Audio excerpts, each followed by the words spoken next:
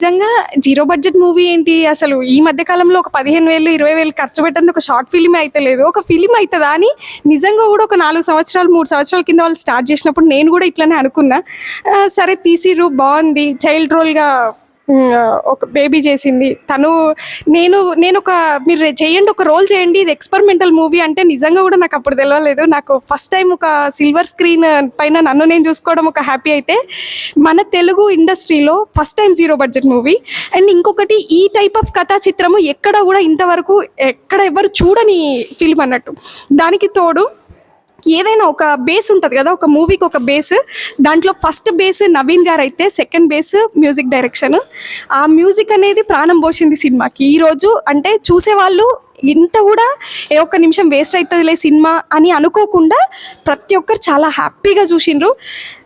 ఖచ్చితంగా ఈ సినిమా చూడాలంటే ఆ ఎండింగ్ కోసమైనా ఖచ్చితంగా రావాలి.